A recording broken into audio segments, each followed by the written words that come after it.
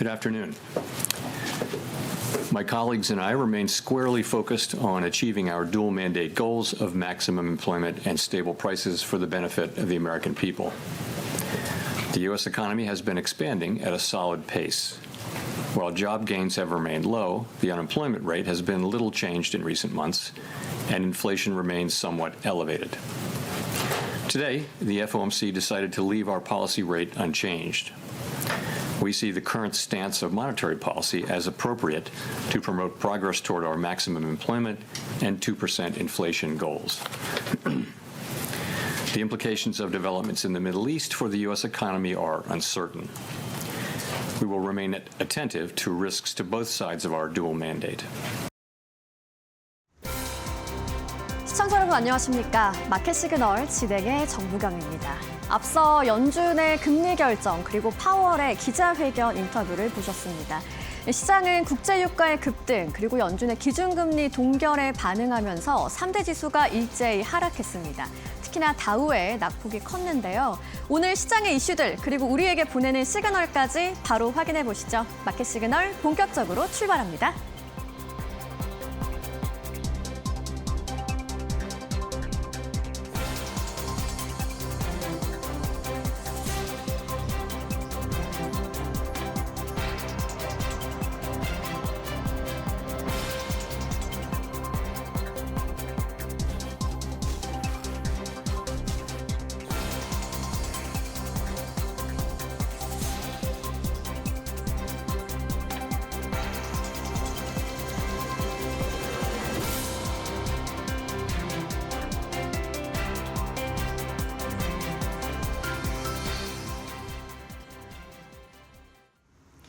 시장이 주목했던 FOMC, 연준은 기준금리를 동결했습니다. 한편 중동 리스크가 다시 한번 불거지면서 유가도 급등했는데요. 러셀을 포함한 뉴욕의 4대 지수는 일제히 큰 폭으로 하락했습니다.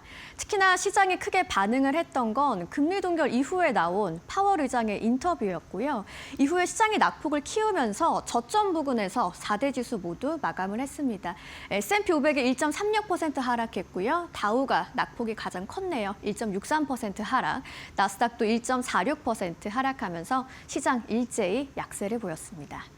그렇다면 자금은 어떤 방향으로 흘러갔을까요? 히트맵을 통해서 확인해 보시죠. 상승하는 종목들이 초록색, 하락하는 종목들은 빨간색으로 표시가 되는 히트맵인데요. 한마디로 금리와 유가가 동시에 눌리면서 전형적인 리스크오프 장세가 펼쳐졌습니다. 전반적으로 하락을 좀 크게 하는 종목들이 많다 보니까 빨간불이 들어온 섹터, 종목들이 거의 대부분이었다라고 보실 수 있겠습니다. 특히나 좀 금리 쪽으로 영향을 직격탄으로 맞는 기술주들 핵심 타격을 받았는데요. 마이크로소프트가 2% 가까이 빠졌고요. 애플도 1.69%, 특히나 좀 낙폭이 컸던 건 아마존입니다. 2.48% 하락 마감을 했습니다. 반도체 섹터에서는 종목별로 엇갈림이 좀 있었고요. 금융주 섹터도 오늘 흐름이 좋지 않았는데 특히나 좀 카드사 쪽으로 강한 빨간불이 들어온 걸 확인하실 수 있습니다. 비자와 마스터카드 모두 3% 넘게 급락했습니다.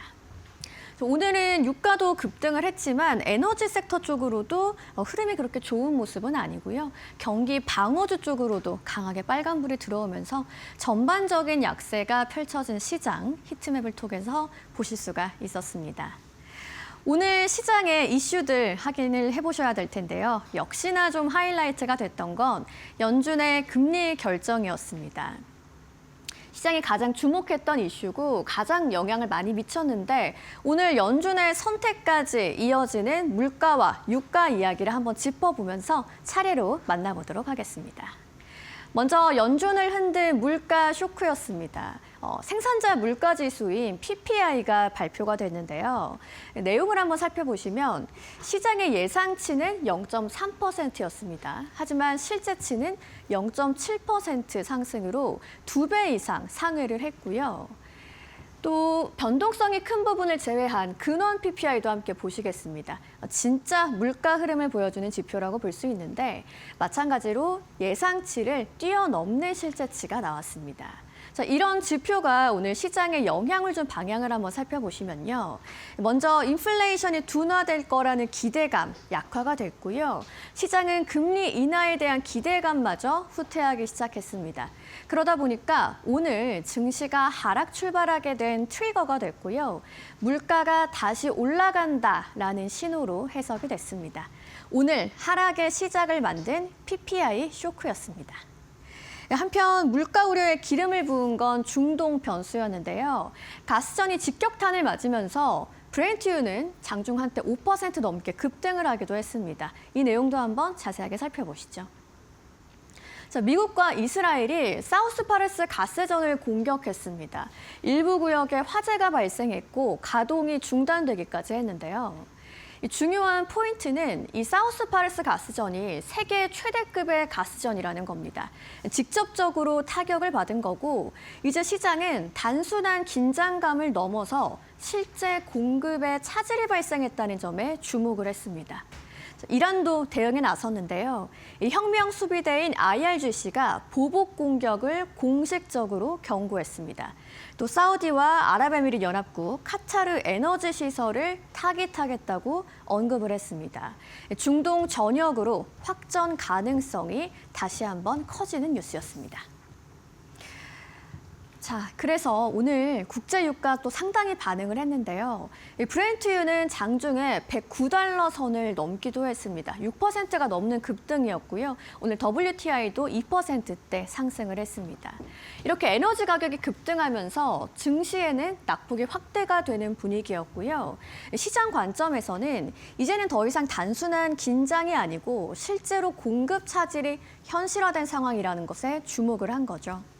오늘 PPI라는 데이터에 현실적인 충격인 유가까지 급등을 하면서 인플레이션 압력이 확신 단계로 진입을 하기 시작했습니다.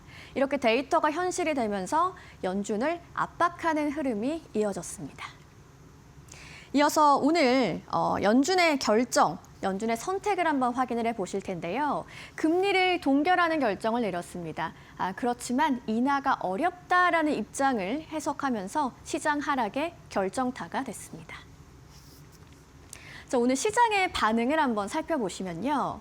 우리 시간으로 오전 3시에 금리 동결이 발표됐습니다. 하지만 시장은 선반영한 부분이 있었기 때문에 반응은 다소 제한적이었는데요. 시장이 더 크게 반응했던 건 3시 30분부터 시작된 파월 의장의 기자회견 후였습니다.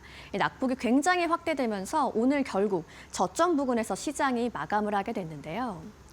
FOMC 포인트를 한번 살펴보겠습니다. 기준금리는 앞서 살펴보신 것처럼 3.5%에서 3.75% 수준으로 2회 연속 동결 결정을 내렸습니다. 인하를 주장한 건 단 한 명뿐이었기 때문에 소수 의견이었고요. 점도표에도 별다른 변화는 없었습니다. 인플레이션 전망도 상향됐고 성장률 전망까지 상향되면서 연준의 입장, 경기는 괜찮고 물가는 더 높다라는 걸 확인할 수 있었죠. 파월의 발언, 좀 중요한 내용을 한번 해석을 덧붙여봤습니다. 일단 인플레이션은 여전히 높다라는 입장이었는데 아직 목표치와는 거리가 있다라고 해석을 해볼 수 있겠고요. 유가 상승과 중동 리스크에 대해서도 언급을 했습니다. 물가가 다시 올라갈 가능성에 대해서 인정을 했죠. 한편 금리는 중립 수준에 근접했다면서 연준이 서두를 이유는 없다라는 입장을 내놨고요. 인상과 인하가 모두 열려 있다고 발언했지만 실제로는 관망하는 모습이었습니다. 시장은 결국 예상치를 상회한 PPI에 급등한 유가 그리고 연준의 결정까지 인플레이션 압력이 지속되면서 금리 인하에는 제약이 걸렸다고 봤고요. 시장의 기대감이 후퇴하면서 오늘 증시의 하락을 만들어냈습니다.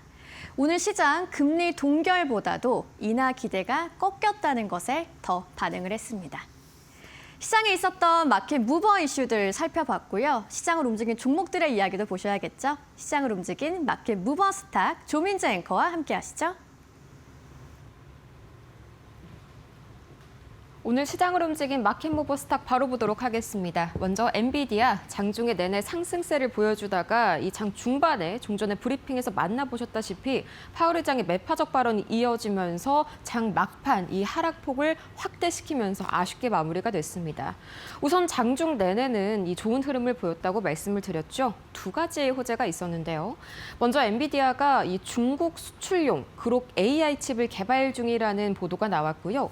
또 마찬가지로 중국에 수출할 H200 칩 생산을 마침내 재개했다는 소식까지 전해지면서 중국향 매출에 대한 기대감이 커졌었던 엔비디아입니다. 다만 시장 전체 하락을 이기지는 못했고요.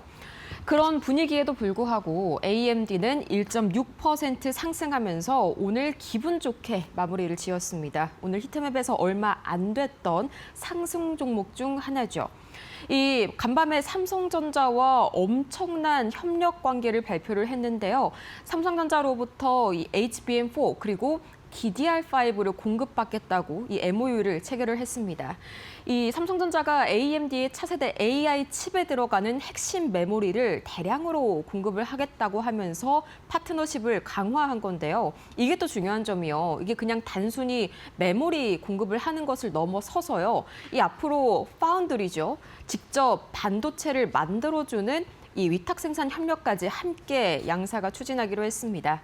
덕분에 오늘 AMD와 삼성전자의 주가까지 한번 기대감 가지고 지켜보시면 좋을 것 같고요. 마이크론 실적 발표를 오늘 장 마감 직후에 했었습니다.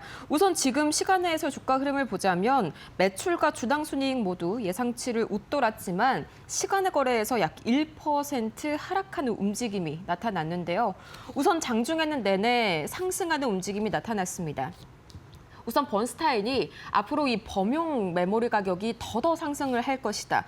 덕분에 이 메모리 3사의 목표가를 높여잡게 됐다라고 발표했는데요. 우선 마이크론에 대해서는 투자 의견 아웃퍼폼을 그대로 유지했고요. 목표가를 $330에서 $510가량으로 54%나 크게 높여잡았습니다. 삼성전자도 마찬가지로 60% 목표가를 115만 원까지 높여잡았고요. SK하이닉스도 22만 5천 원까지 기존 대비 목표가를 53% 높여잡았습니다. 다만 장 마감 들어서 이 상승분을 반납했고 마지막에 이 실적 발표 이후에는 마이너스 1% 하락 중이라고 말씀드렸죠. 시장 전반적으로 이 매파적인 발언 때문에 흔들리다 보니까 기술주들이 맥을 못 추리는 그런 상황이다라고 해석을 할 수가 있겠습니다. 다만 이 반도체단은 유가가 상승을 했음에도 불구하고 이런 파트너십이나 메모리 가격 상승에 힘을 입어서 그나마 좀 선방을 했던 하루다라고 한번 해석을 해볼 수가 있겠습니다. 이어서 나머지 M7 종목들은 그야말로 좀 처참한 하루를 보냈습니다. 먼저 아마존이 2% 이상 크게 주저앉았는데요.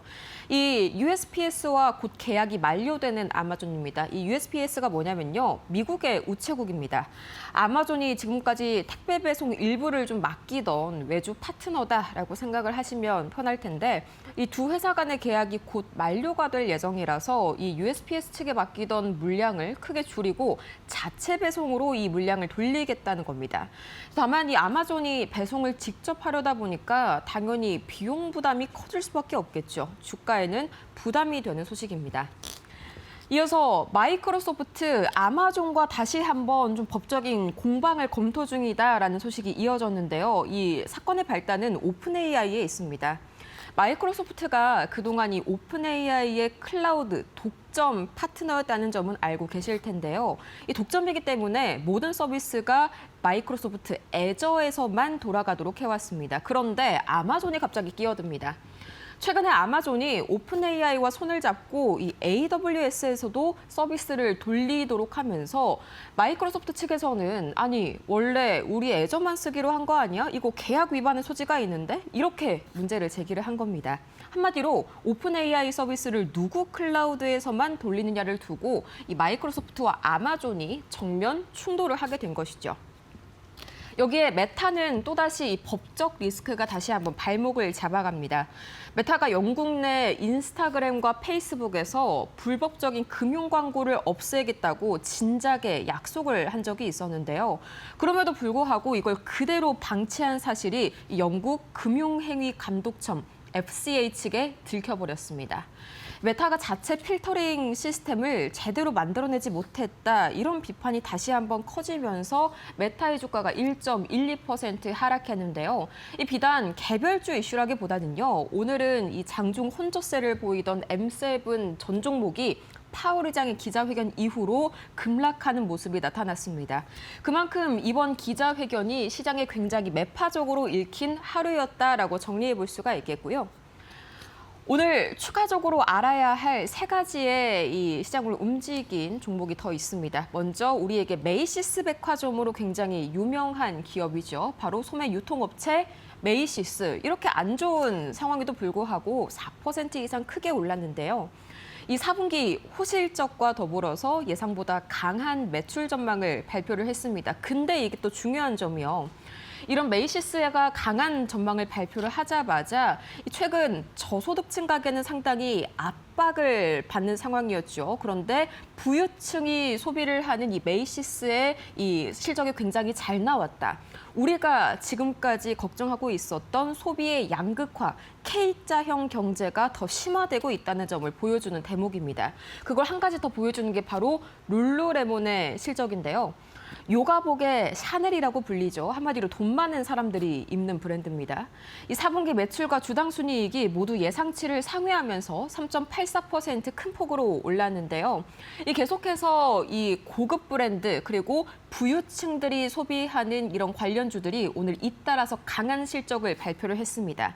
그만큼 소비의 양극화가 굉장히 심해지고 있고 연준도 이 점을 반드시 고려해서 앞으로 금리의 동향을 체크를 해야겠다. 이 점이 시장에 다시 한번 좀 압박이 됐습니다. 한마디로 인플레이션으로 저소득층 소비는 좀 위축이 되고 있는 가운데 고소득층의 소비는 견조한 이 K자형 경제가 본격화되고 있구나라고 생각해 볼 수가 있겠고요. 이 마지막으로 제미니 스페이스 스테이션, 이 구글 제미나이와는 별개의 기업이라고 말씀드렸습니다. 민간 우주 기업인데요. 이 CT가 상당히 좀 기대치가 낮아지고 있다면서 지적을 했습니다. 투자 의견을 중립에서 매도로 하향 조정했는데요. 현재 제미니 스테이션이 수익성을 확대하는 데 굉장히 어려움을 겪을 가능성이 크다라고 진단했고요. 이 실망감의 16% 이상 하락이 나왔습니다. 그럼 여기에서 오늘 이런 장세를 만든 주요 이슈 중에 하나죠. 바로 국제유가도 체크를 해보도록 할 텐데요. 스멀스멀 다시 한번 오르고 있습니다. 2% 이상 오르면서 배럴당 98달러 선을 돌파했습니다. 우선 가장 큰 이슈는요. 이란의 최대 가스전 사우스 파르스가 공습을 받았다는 이슈가 있었고요. 이제 이란이 여기에 화가 나서 보복을 선언을 했습니다. 사우디아라비아와 아랍에미리트, 카타르 등 이 주변국들의 에너지 시설을 공격하겠다. 아예 그냥 명단을 발표를 했는데요. 이것 때문에 전 세계 원유 공급 우려가 커졌고요. 원달러 환율 당연히 유가가 급등하면 큰 폭으로 오를 수밖에 없습니다. 다시 한번 1,500원 선을 뚫고 올라가면서 부담스러운 레인지까지 상승폭 확대했습니다. 이 비단 유가만 문제가 있던 게 아니라요. 밤사이에 미국의 도매 물가죠. PPI도 예상치를 크게 뛰어넘으면서 인플레이션 우려가 굉장히 커졌습니다. 당연히 달러 대비 위험 자산으로 분류되는 원화는 크게 약세를 보일 수밖에 없겠죠. 비트코인 4.68% 급락했는데요. 마찬가지로 이 그간 유가가 하락하면서 회복세를 보였던 비트코인 가격은 다시 한번 큰 폭으로 하락했고요. 파월 의장의 매파적인 발언 역시 비트코인의 하락폭을 더욱더 확대시켰습니다. 또 마찬가지로 안전자산인 금 가격도 인플레이션 우려를 이기지 못하고 이 하락하는 모습이 나왔고요. 미국채 10년물과 미국채 2년물 굉장히 큰 폭으로 올라섰습니다. 인플레이션 우려가 커지면서 이 연준의 조기 금리 인하 가능성이 거의 제로가 되다시피 했고요. 더 나아가서 파월 의장이 FOMC 기자회견에서 금리 인상 가능성도 배제할 수 없다면서 상당히 매파적인 발언을 이어나갔죠. 이 현재 페드워치 툴에 따르면요. 연내 금리가 동결될 가능성, 그러니까 단 한 차례도 인하가 이루어지지 않을 가능성이 전날의 30%대에서 지금 이 시각 51%까지 급등했습니다. 시장은 현재로서는 올해 금리 인하가 단행되지 않을 가능성을 가장 높게 점치고 있는 것이죠. 이 때문에 미국채 10년물과 미국채 2년물은 큰 폭으로 상승했습니다. 과연 이렇게 유가 급등 상황에다가 이 파월 의장의 매파적인 발언까지 정말 이 진퇴양난의 뉴욕 증시입니다. 과연 현장에서는 어떻게 해석하고 있을지 바로 연결해 보시죠.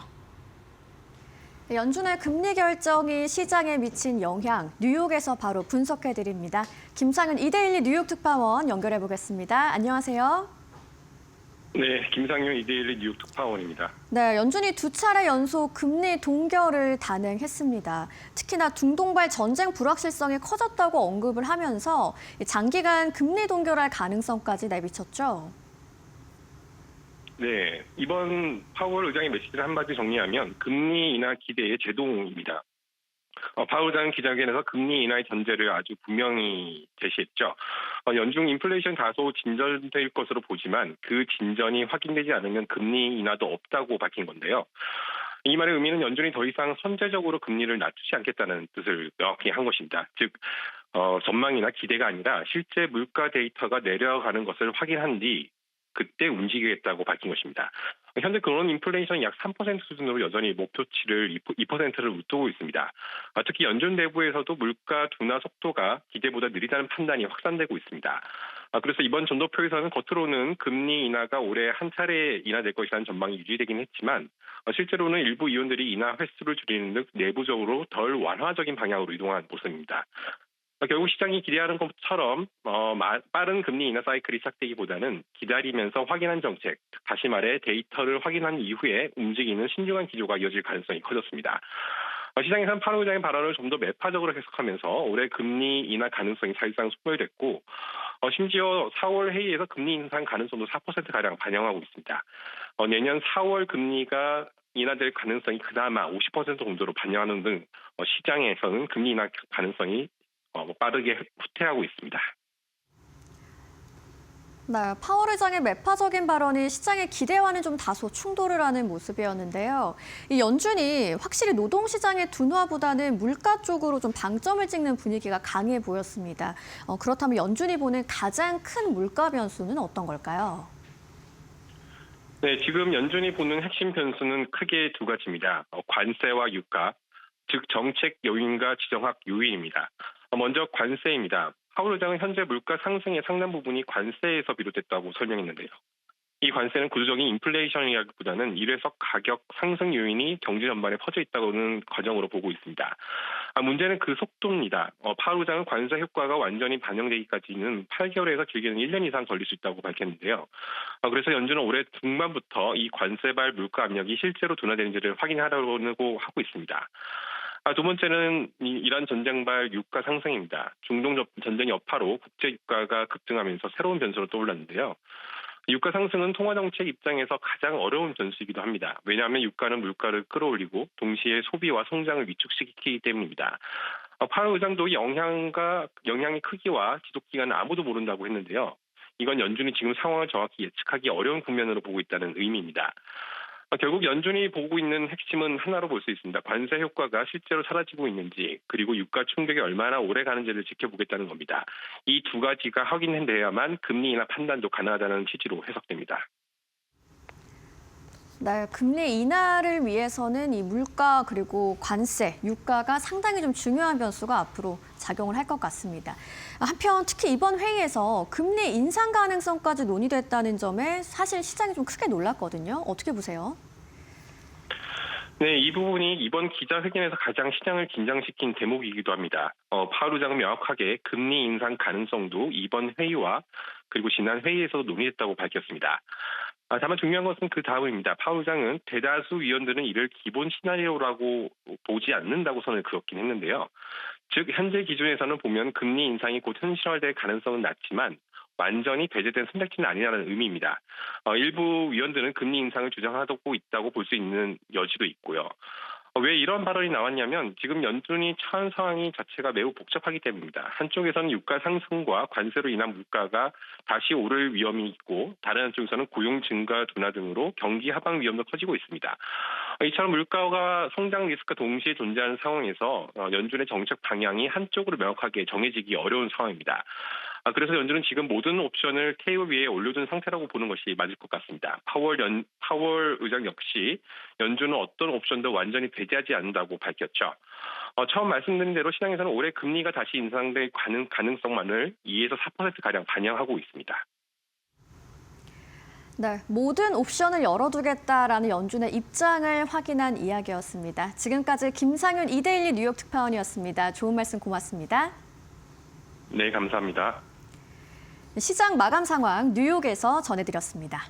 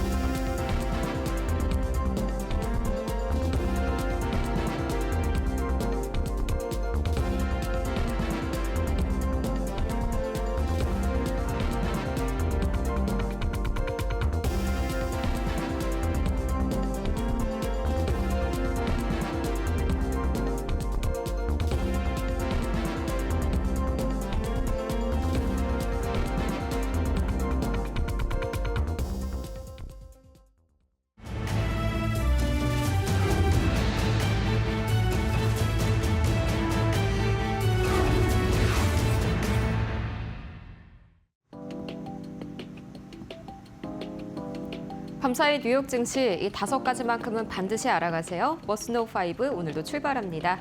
오늘의 첫 번째 소식입니다. 바로 우리 시각으로 새벽 3시 드디어 연준의 FOMC 금리 발표가 있었죠. 우리의 예상 그대로 이 기준금리가 2차례 연속 동결됐습니다. 기본적인 내용부터 확인해 보시죠. 미 연준이 기준금리를 3.50%에서 3.75%로 동결했습니다. 지난해 3차례 연속 금리를 내린 이후로 올해 들어 1월에 이어 다시 한번 동결을 선택한 겁니다. 다만 연말 기준금리 전망치는 3.4%로 유지하면서 시장에서는 올해 한 차례 금리 인하 가능성을 열어둔 것으로 해석하고 있습니다. 특히 이번 발표에서는 중동전쟁 등 지정학적인 변수의 경제 영향이 불확실하다라는 표현이 새롭게 포함됐습니다.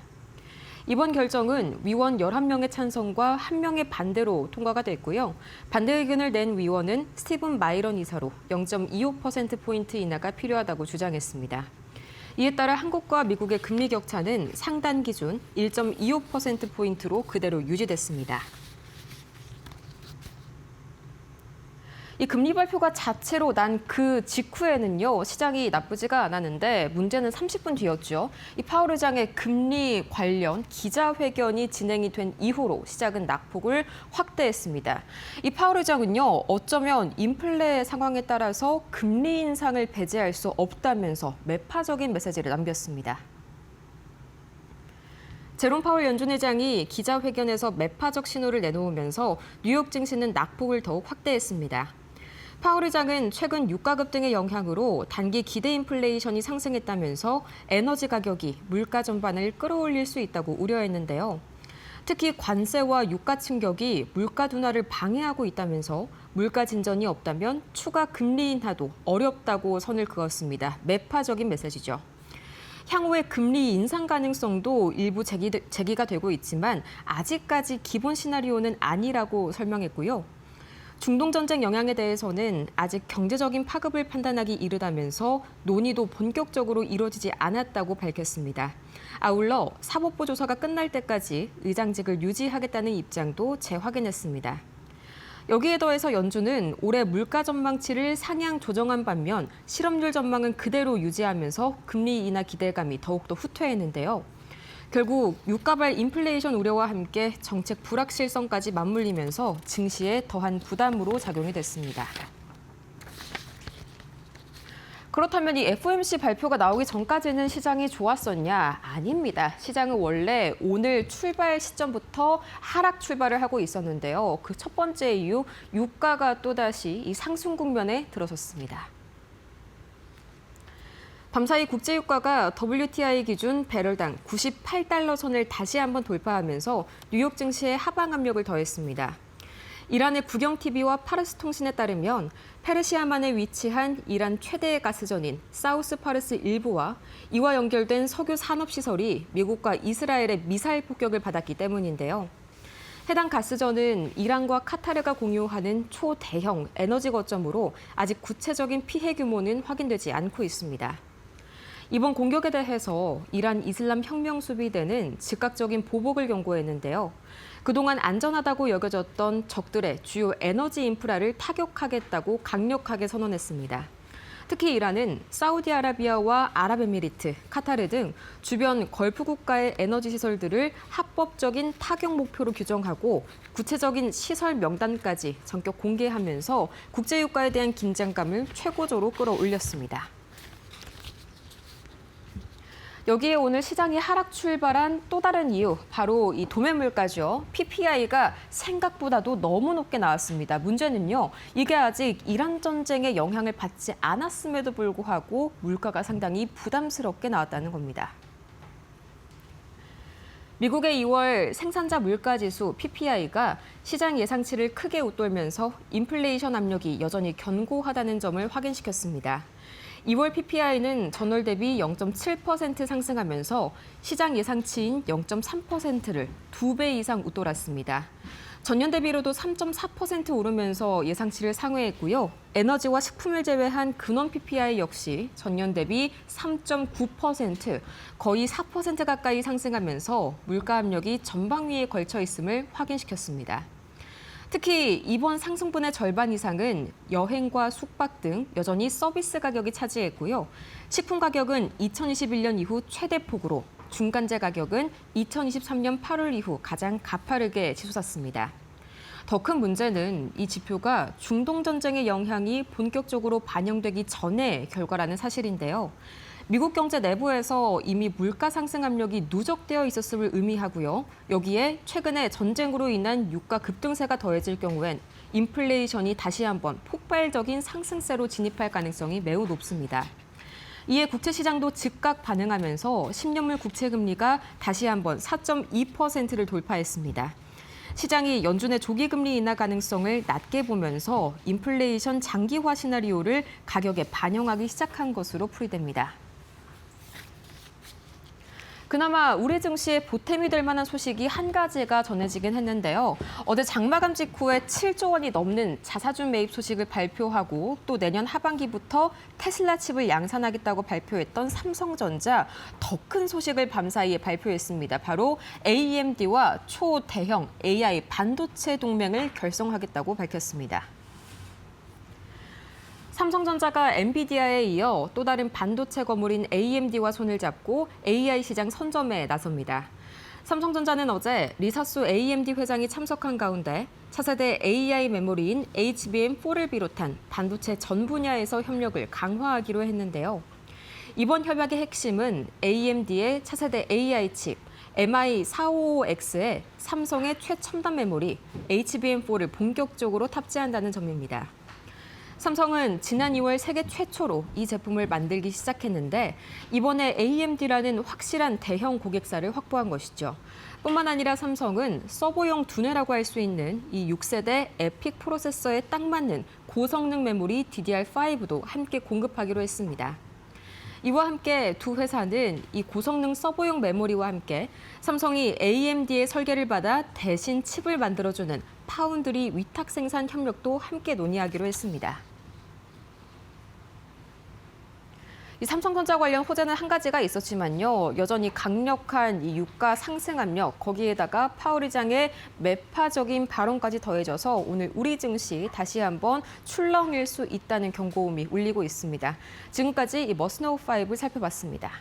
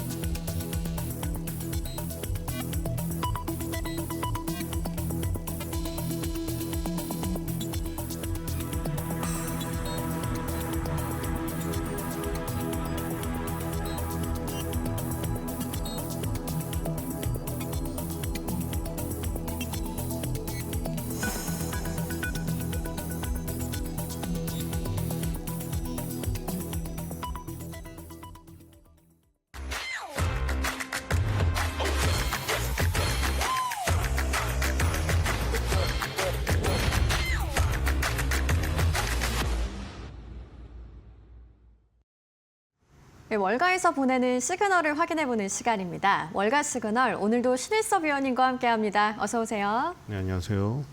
네, 오늘도 시장 마감 상황 한번 살펴보면서 이야기 시작해 볼 텐데요. 히트맵을 봤더니 정말 오르는 종목을 찾기가 어려울 정도로 새빨갛게 물이 많이 들어있는 모습이었습니다. 거기다 장 마감 직후에 마이크론의 실적 발표까지 있었는데 마감 상황 어떻게 보셨는지 위원님한테 얘기 좀 들어볼게요.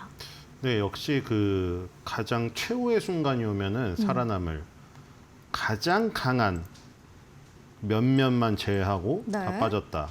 맞아요. 어제 이제 진짜로 강한 자가 누구인가를 어... 역시 알 수 있게 해주는 이 마이크론 테크놀로지와 샌디스크, GE 버노바 지금 이렇게 제가 말씀드렸던 신 매그니피센트 7에 해당되는 이런 종목들은 초강세를 지금 네. 유지를 했습니다. 자, 그리고 거기에 이제 반도체 장비 회사들, 램리서치, KLA, 어플라이드 머티리얼, 테라다인 이런 그 업체들도 상대적인 강세를 보이면서 역시 제 표현대로라면 구 매그니피센트 7의 시대는 저문 것 같고 네. 신 매그니피센트 7은 지금 이런 와중에도 강세를 띠는 그러니까 지금 만약에 이런 변수들, 전쟁 그리고 뭐 내부적으로는 신용대출 문제 이런 게 없었더라면 저 주식들이 저것보다도 더 강했을 테니까 얼마나 더 좋았을까 이런 생각이 듭니다. 샌디스크는 특히 또 역사적 신호가를 갱신하면서 네. 지금 낸드 플래시 쪽에 굉장히 수급에 대한 불안정성이 저기에 지금 계속 집중이 되어 있는 것을 알 수가 있겠고요. 정말 if라는 것은 없겠지만 이란과 미국의 전쟁이 없었다면은 샌디스크나 마이크론 테크놀로지, 우리나라 삼성전자, SK 하이닉스는 그냥 평탄하게 상승을 했을 텐데 하는 아쉬움도 있지만 네. 어쨌든 이런 일이 벌어졌기 때문에 오히려 새로 신규 매수를 하시려던 분들에게는 이런 변동성이 잘만 활용하면은 더 좋은 기회가 될 수도 있지 않을까. 네. 이런 긍정적으로 해석을 해볼 수가 있겠죠. 두 가지 변수가 있다고 했잖아요. 내부적으로는 신용대출 부실 문제, 외부적으로는 전쟁 변수. 이 두 개는 기업들이 어쩌지 못하는 변수들입니다. 네. 그리고 또 시장이 많이 기다렸던 게 마이크론의 실적 발표였는데 매출과 EPS가 모두 시장의 예상치를 크게 상회하게 나왔습니다. 거의 역대급으로 완전히 압도하는 수준으로 나왔다고 볼 수 있고 가이던스까지 좀 잘 나온 것 같은데요.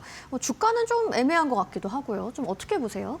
네, 뭐 어제 같은 상황에서 마이크론 테크놀로지가 강보합을 유지를 했기 때문에 0.01이건 0.001이건 어쨌든 플러스입니다. 네. 그렇기 때문에 마이크론 테크놀로지는 뭐 일반적인 상황이었으면은 어제 최소 3%에서 5% 정도 오르지 않았을까요? 네. 그래서 이제 실적 대비해서 뭐 지금 오르는 폭이 적게 느껴질지 모르겠지만 네. 지금은 일반적인 상황이 아니고 어젠 또 라리자니가 사망을 했고요. 네네. 이스라엘이 이란의 최대 가스전을 공격하는 바람에 이렇게 되면 민간 인프라끼리의 서로의 그 공습이 이어지기 때문에 사태가 일파만파로 커지고 지금 속보 나온 것으로는 해병대가 곧 도착한다고 합니다. 주일 미군에서 빠져나온 네. 2,500명이. 그렇기 때문에 이게 전쟁의 사태가 계속 악화되고 있는 상황에서 계속 얘기 드렸던 대로 이렇게 되면은 인플레이션에 대한 우려 때문에 금리 인하에 대한 명분이 없어졌습니다. 그런 것들이 어제 FOMC에서 나타났고요. 네. 이런 부분들이 계속해서 악재로 작용을 하고 있기 때문에 이런 와중에 마이크론 테크놀로지는 그나마 선방했다. 네. 이렇게 평가를 해야 될 것 같습니다. 시외 거래에서는 주가가 3% 넘게 빠지고 있는 마이크론인데요. 뭐 오늘 시장의 분위기도 좀 영향을 미친다고 또 정리를 해주셨습니다. 그러면 월가 시그널 첫 번째 키워드를 바로 만나보시죠.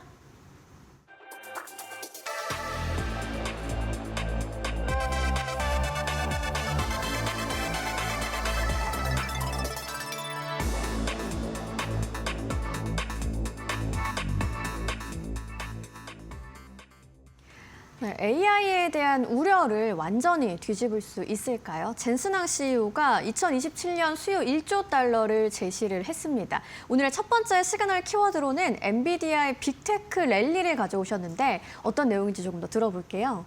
네, AI에 대한 수요는 좋아요. 지금 네. 외부 변수 때문에 지금 이런 거죠. 지금 그 웨드부시의 데나이브스가 이런 얘기를 했네요. 엔비디아 칩에 $1가 지출될 때마다 소프트웨어, 클라우드, 사이버 보안 전반에서 8달러에서 10달러의 파급 효과가 발생하기 네. 때문에 반도체주를 넘어선 상승을 뒷받침한다. 반도체주인 그 대표주인 엔비디아의 1달러 대비 8배에서 10배 정도의 파급 효과가 나올 정도로 AIC는 모든 면에서 굉장히 긍정적인 부분을 끼친다고 분석을 했고요. 물론 웨드부시의 데나이브스는 워낙에 AI 강세론자긴 합니다. 네. 여러분 다들 아시다시피 캐시우드와 함께 엄청나게 강세를 부르짖는 사람이고 한 번도 AI에 대한 우려를 얘기한 적이 없어요. 계속해서 마이클 버리가 나와서 뭐라고 떠들 때도 웨드부시의 데나이브스는 계속해서 목표 주가 상향 및 강세를 외쳤던 사람입니다. 네. 여전히 똑같이 외쳤고요. 그리고 젠슨왕 CEO가 뭐 나와가지고 또 이제 어떤 비전에 대한 부분을 아주 밝게 얘기를 했기 때문에 AI 지출에 대한 우려는 없었죠. 그리고 지금 이 전쟁신에서도 계속 AI에 대한 어떤 그 중요도는 계속 올라가고 있잖아요. 지금 보시면은 타겟을 선정하는 데서 AI가 쓰였다. 오히려 도덕적인 부분 때문에 막고 있을 뿐이지 네. AI는 무섭다는 것이 또 증명이 됐기 때문에 AI 신에 대한 어떤 그 투자 이런 것을 늦출 수 없다고 오히려 전 세계 국가들이 각성을 하는 지금 이런 상황이 돼버렸죠. 네, AI가 돈 버는 사업으로 확장되고 있는 부분이 좀 주목을 받고 있는 상황인데 그래서 오늘 먼저 살펴볼 종목으로 엔비디아가 아니고 샌디스크를 준비해 주셨잖아요. 네, 샌디스크가 초강세를 보였기 때문에 네네. 어제도 5% 가까이 올랐습니다. 정말 정말 어제는 오르는 종목 정말 찾기가 대단한 힘들었는데 지금 대단한 네. 상승세가 아닌가 이런 생각이 들고요. 네, 무섭습니다. 지금 750달러까지 돌파가 됐는데 이미 목표 주가가 저번에 얘기드린 대로 1000달러짜리 목표 주가가 이미 나와 있는 상태잖아요. 네. 지금 1000달러 돌파가 그냥 무난한 상황이 아닌가. 지금 왜냐하면 이런 전쟁 변수에도 저 정도로 가는데 전쟁이 조금 누그러지거나 어제 같은 상황이라면은 더 가는 거죠. 어제는 지금 전쟁 상황이 조금 누그러지면서 GTC가 부각이 되면서 올랐었잖아요. 근데 어제는 또 그 다음 날은 상황이 급변했거든요. 급변했는데 샌디스크는 그러나 말거나 그냥 진군을 해버렸습니다. 그러게요. 그렇기 때문에 지금 이 씬에서 얼마나 지금 세게 들어오는가. HBM 이후에 샌디스크 같은 경우에 낸드 플래시를 수직으로 쌓는 HBF 시장까지 열린다고 지금 얘기가 나오면서 그러니까 이 추론 시장이란 게 얼마나 많은 정보에 이 지금 적층을 필요로 하는가 여기서 지금 알 수가 있어요. 네. 그 AI 추론칩 그록이라는 그 스타트업의 회사의 추론칩을 삼성전자 파운드리 맡긴다고 얘기 나오면서 삼성전자가 굉장히 집중이 되었었잖아요. 근데 그 또 전에 그 배경을 주목을 하자면 그록이라는 추론칩을 또 따로 단다는 게 굉장히 지금 이슈죠. 엔비디아의 GPU, CPU, HBM 이외에 추론칩을 거기 하나에 또 얹는 거예요, 지금. 그러니까 추론칩을 새로 얹을 정도로 지금 추론 영역 시장에서 이 지금 그 굉장히 어떤 중요한 새로운 부분이 생겼다는 것을 알 수가 있겠죠. 네. 실시간으로 답변을 계속 해야 되기 때문에 점점 더 경쟁이 치열해진다는 거예요. 요즘에 여러분들 계속 인공지능 LLM들 서로 막 여기저기 막 싸우고 있잖아요. 추론 영역에서 얼마나 더 답변을 제대로 직관적으로 빨리빨리 하느냐. 그런 싸움으로 지금 들어가고 있기 때문에 샌디스크의 낸드 플래시 쪽 이 수급은 계속 타이트할 가능성이 있다. 네. 이런 생각이 듭니다. 네, 샌디스크의 상승세가 정말 무섭다라는 생각이 드는데 샌디스크 종목에 대해서 조금 더 자세한 자료들 보면서 이야기해보죠. 네, 샌디스크는 이제 여러 번 봤는데요. 네네. 미래 실적에 대한 기대감이 굉장히 크고 재무제표가 완벽한 지금 상황입니다. 네, 차트도 자, 그리고 보실게요. 뭐 어마어마한데 지금 박스권을 돌파하자마자 3일 동안 그냥 위로 치솟아 버리는 상황인데요. 결국에 이렇게 되면 고점과 고점을 연결한 800달러 이상을 바라보는 흐름으로 지금 다시 출발이 되었다고 보시면 되겠습니다. 네. 이게 그 파동 복제의 원리라고 보통 밑에서 예를 들어 지금 300달러에서 지금 600달러 정도까지 올랐잖아요. 300달러가 오른 다음에 다시 여기서 시작을 합니다. 700달러에서. 그럼 밑에서 오른 폭인 300달러만큼 위에도 복제가 되거든요. 그럼 최소한 900달러 이상을 가는 흐름이 나올 가능성이 크죠. 이거 샌디스크는. 자, 그리고 지금 1월 31일 나온 실적이었는데 지금까지 올킬이죠. 지금까지 뭐 3개 분기 나왔지만 다 올킬이고 네. EPS가 3.43달러 예상이었는데 6.20달러로 그 당시에 무려 80.76%의 어마어마한 슈퍼 어닝 서프라이즈가 나왔습니다. 지금 2026년도 3분기 실적도 거의 이게 2에 버금가는 실적이 나오지 않을까 이런 생각이 듭니다. 그래서 샌디스크는 이미 컨센서스가 넘어서 버렸죠. 이렇게 되면 지금 688.33달러라는 목표 주가가 있는데요.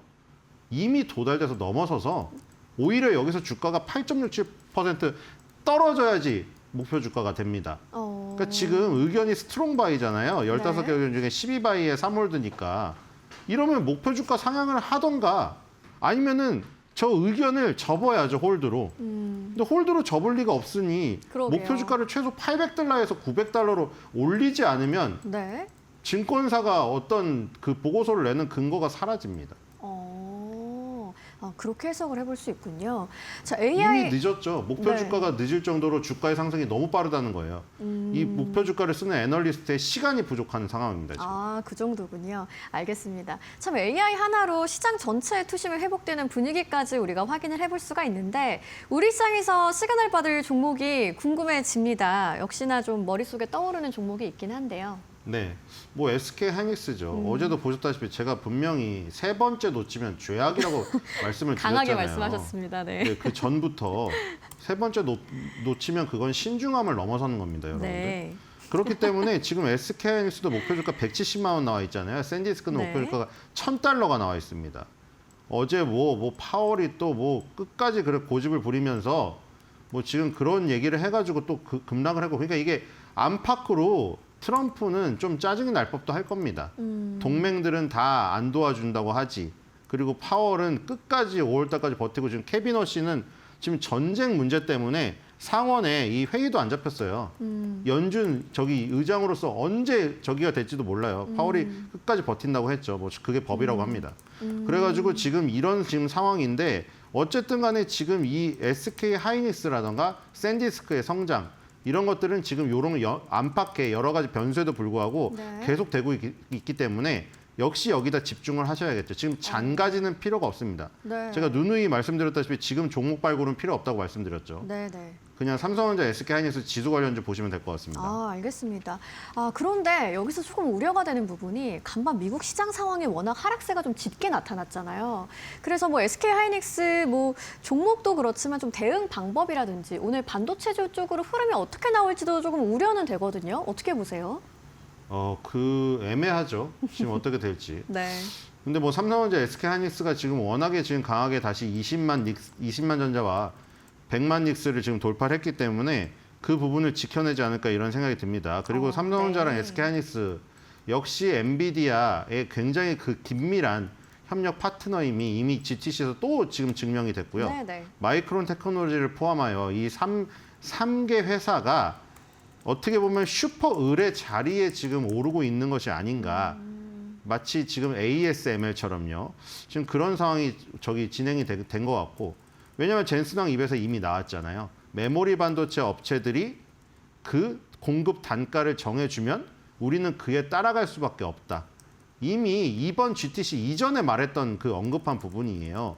그러니까 지금 어떻게든 뭐 예를 들어 HBM 가격을 삼성전자, SK하이닉스가 정해가지고 부르면 엔비디아는 그대로 받아들여서 써야 돼요. 왜냐면 엔비디아 GPU 옆에 붙일 HBM의 어떤 능력치가 되는 회사가 딱 3개밖에 없거든요. 그렇기 때문에 SK 하이닉스 역시 주목할 필요가 있지 않을까. 오늘 뭐 크게 제 생각에는 뭐 변동성이 크게 심하지 않을 거라고 생각이 됩니다. 네. 엔비디아가 쏘아 올린 공입니다. AI는 꺾인 게 아니라 확장 국면에 있다고 볼 수 있겠는데요. 간밤 미국 증시 약세를 보이긴 했지만 샌디스크의 상승세도 놀라웠고요. 오늘 우리 시장에서 SK 하이닉스로의 굿 시그널 한번 기대해 보겠습니다. 지금까지 신일섭 위원님과 함께했습니다. 오늘 좋은 말씀 고맙습니다.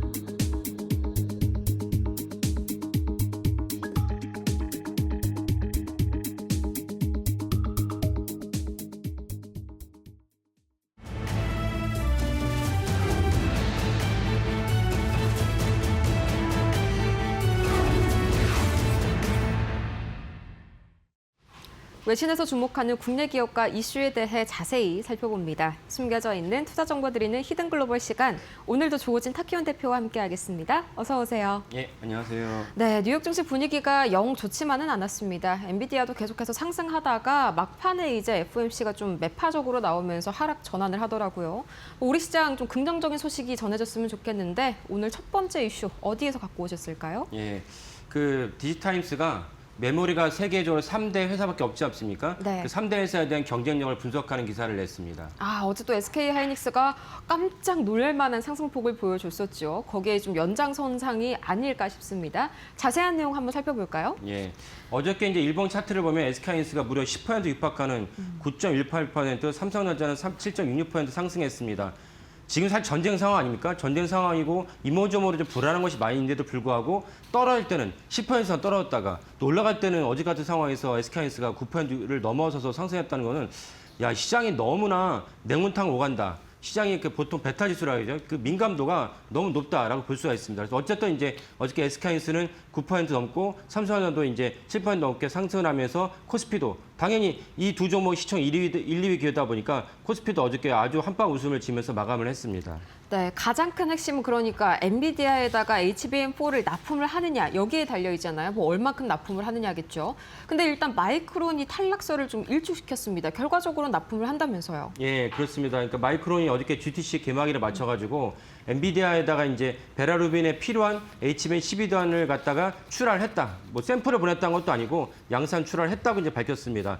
그래서 제가 지속적으로 계속 말씀드렸지만 이렇게 그 엔비디아에 대한 그 마이크론 납품이 탈락했다고 보는 시각은 너무나도 좀 이렇게 좀 이해할 수 없는 시각이었다 제가 누차 말씀드렸습니다. 왜냐하면 HBM3부터 SK하이닉스가 100%를 갖고 있을 때 마켓시어를 100% 갖고 있을 때 그 마이크론이 일부 납품하면서 SK하이닉스의 엔비디아 독점을 갖다가 일부 좀 막았습니다. SK하이닉스가 그때 90%, 마이크론이 10% 갖고 있다가 HBM3로 넘어가면 그때도 마이크론이 좀 위축되긴 했어요. 그래서 여전히 이제 SK하이닉스가 과점의 어떤 그 시장 점유율을 유지했었는데 당시에 이제 삼성전자가 본인들은 잘 모르겠다겠지만 사실 이제 언론에서 나오는 거를 갖다가 즐기긴 했죠. 그리고 제가 취재한 바로는 그걸 사실은 삼성전자가 흘리기도 했습니다. 뭘 흘렸냐?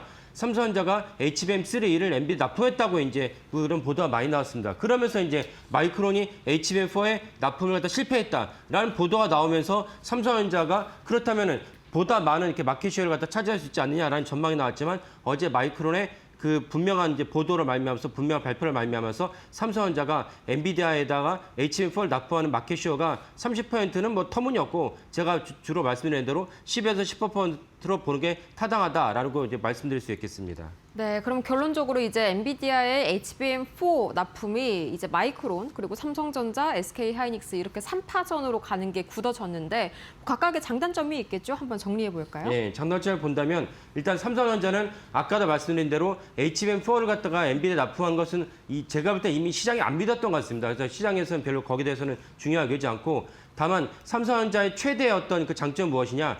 웨이퍼가 생산이 3사 중에 제일 많습니다. 왜냐하면 전통이 강자 아니었습니까? 그래서 네. 범위형 반도체를 포함해서 최대 물량 공급할 수 있었고 그리고 SK하이닉스는 뭐 주지하다시피 엔비디아에 대한 최대 공급죠. 그래서 처음에는 100%, 90%, 지금 HBM4 같은 경우도 한 70% 정도 이상 납품하지 않을까 싶습니다. 마이크론은 미국 기업으로서 갖고 있는 이점이 있습니다. 제일 큰 이점이 무엇이냐?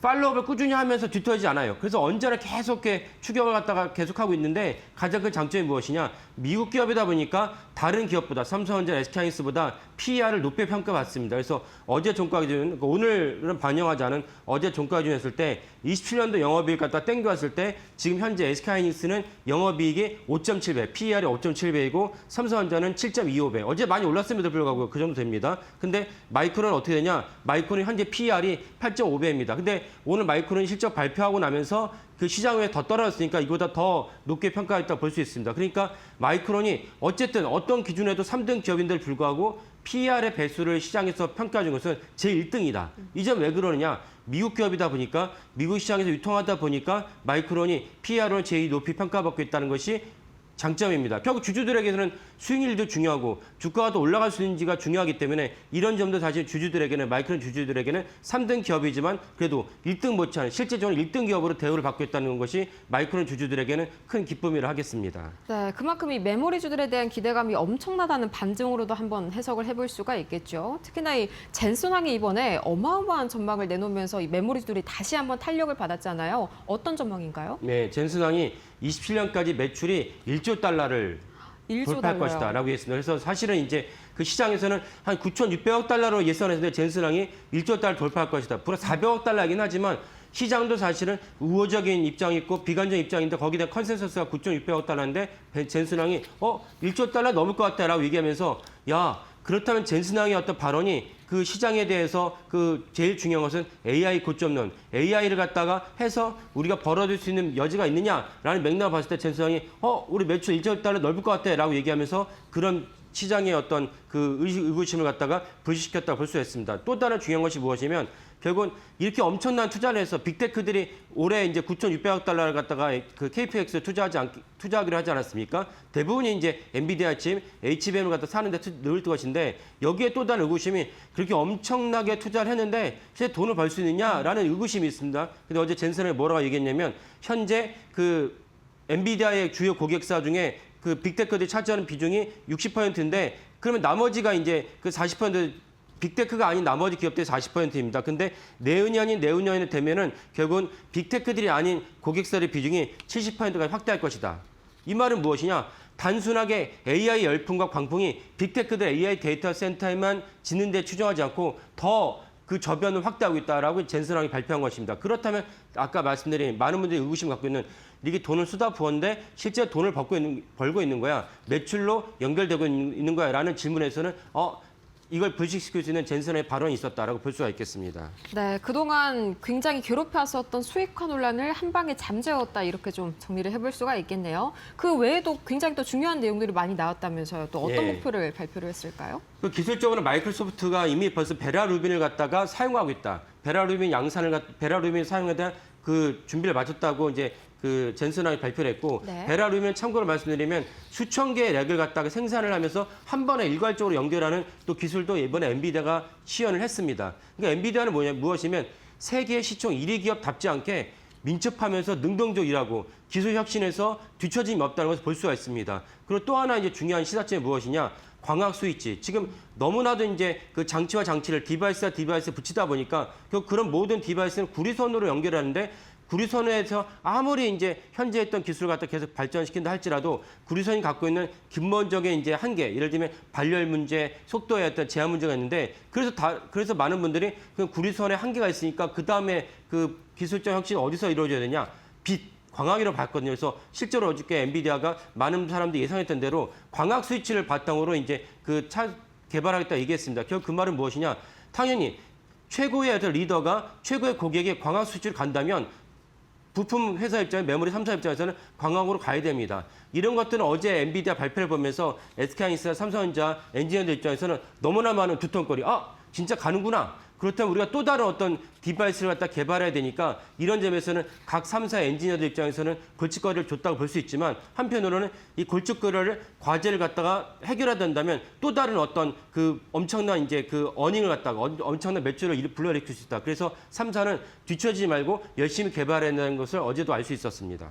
네, 여기에 또 밤사이에 삼성이 AMD와 굉장히 커다란 소식 한 가지를 발표했죠. 파운드리부터 HBM4까지 협력을 하겠다라고 발표를 했는데 이게 뭐 단기적으로 얼만큼의 파급 효과를 가져올지 SK하이닉스 측에는 좀 이게 단기적으로 주가 부담으로 작용되지 않을지도 궁금하네요. 예. 뭐 그렇게 볼 수도 있지만 AMD가 워낙 지금 사실 마켓 쉐어가 줄어들었기 때문에 네. 그러니까 엔비디아가 처음 23년에 이제 그 H100으로 치고 올라갔을 때 유일한 경쟁자는 사실은 AMD밖에 없었습니다. 그래서 AMD가 상대적으로 이제 부과를 받은 점도 있었는데 제가 좀 전에 설명드린 대로 엔비디아의 기술적 혁신이 1등 기업답지 않고 3등이나 4등 기업답습니다. 근데 그 정도 혁신을 계속 하다 보니까 AMD가 뒤쳐져 있고 그리고 제가 이제 몇 번 말씀드렸지만 현재의 어떤 그 엔비디아의 경쟁자는 AMD가 아니고 구글입니다. 그런 관점에서 엔비디아 어저께 이제 AMD가 삼성전자랑 파운드리까지 이제 아우르는 협력을 발표했다고 했지만 삼성전자에는 좋은 일이지만 그것이 시장에 큰 충격을 심지어 SK하이닉스에게 뭔가 이렇게 그 위해를 가할 정도는 아니다라고 보겠습니다.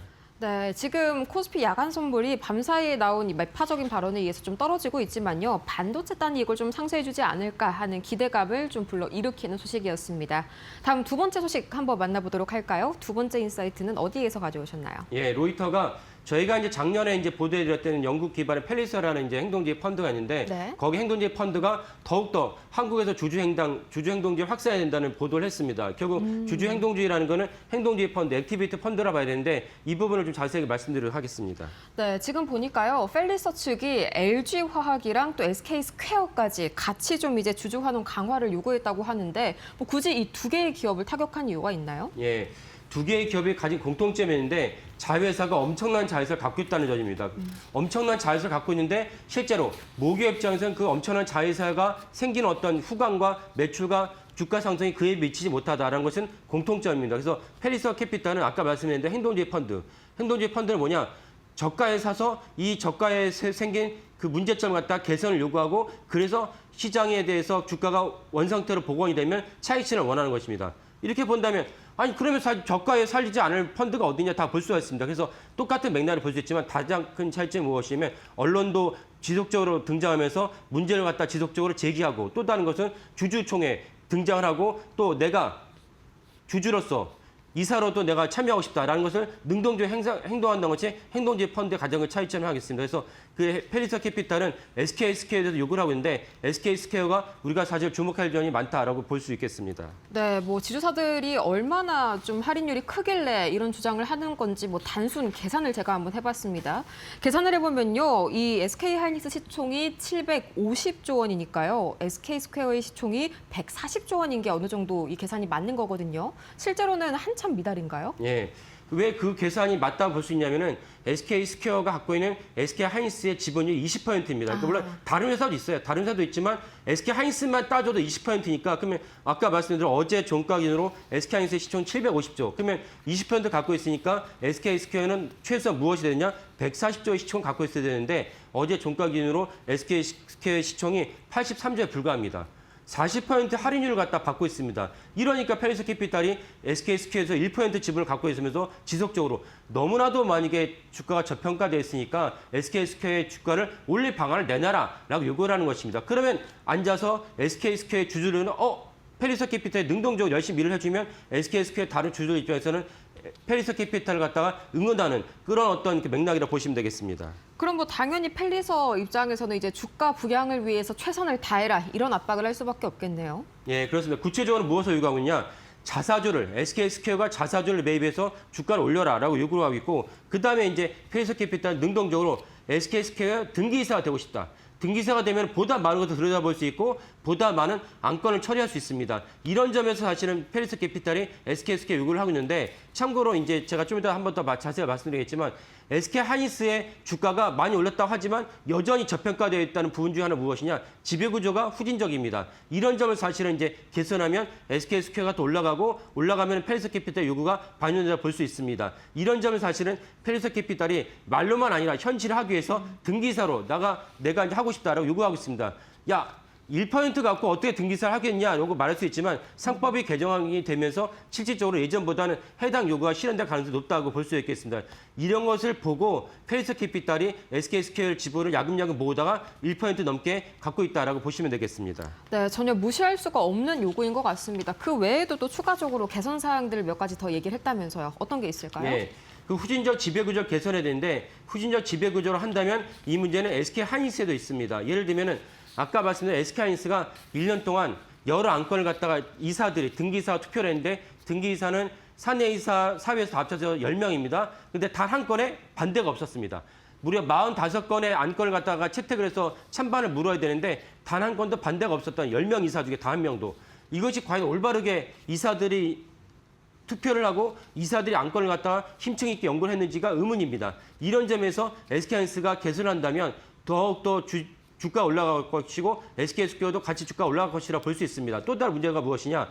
작년에 최태원 회장이 받은 SK하이닉스 받은 그 급여가 47억 5천만 원입니다. 그러면 최태원 회장보다 더 많은 일을 하고 더 전문성 있다고 여겨지는 광노정 대표는 얼마냐? 이거보다 적게 받았습니다. 더 큰 문제가 무엇이냐?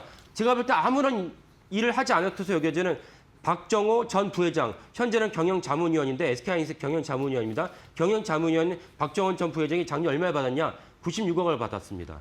최태원보다 더 많이 받았어요. 이런 후진적인 그 지배구조를 개선하지 않으면 ADR을 상장하기 어렵습니다. 이런 것들 갖다가 페리서캐피탈이 모기업으로서 SK하이닉스에 대한 문제점을 지적을 하고 계속해서 언론에다가 공표를 한다면 SK하이닉스가 개선이 되고 개선이 된다면 SK스퀘어 주가도 더 올라갈 것이다. 지분율, 할인율이 40%의 할인율을 축소시킨다면 페리서캐피탈을 비롯한 SK스퀘어 주주들도 더 이제 기쁨을 누리고 수익률 갖다가 올릴 수 있다라고 여겨지겠습니다. 네, 쉽게 얘기해서 ADR에 상장을 하려면은 이 지배구조 개편도 필수인 그런 상황인 SK하이닉스, SK스퀘어입니다. 계속해서 해외 헤지펀드들의 개입과 함께 이제 드디어 지주사가 좀 본격적으로 제대로 밸류에이션을 받을 수 있는 기회가 찾아올 수 있을지 관심 가지고 지켜보시면 좋을 것 같고요. 이렇게 해서 오늘도 조호진 타키원 대표와 함께 이 밤사 이 투자 인사이트들 자세하게 분석해봤습니다. 좋은 말씀 고맙습니다. 예, 감사합니다.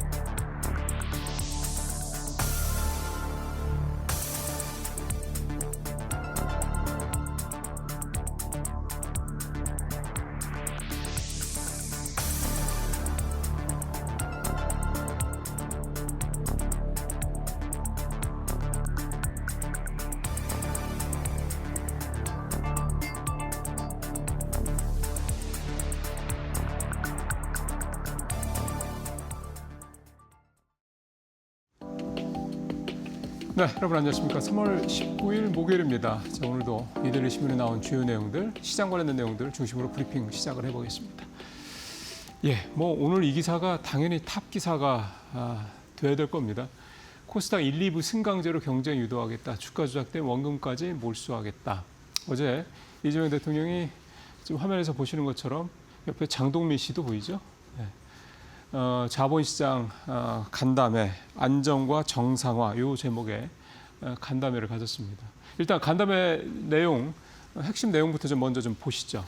일단 핵심 내용을 좀 보시는 것처럼 자본시장, 우리나라의 자본시장을 체질을 개선하겠다. 이게 사실 가장 큰 화두입니다. 그러니까 뭐 반도체가 시클리컬해서 지금 성장 어떤 섹터로 전환을 지금 시도한다. 뭐 이런 여러 가지 얘기가 나오는 것처럼 국내 자본시장도 뭐 워낙에 이 변동성이 컸죠.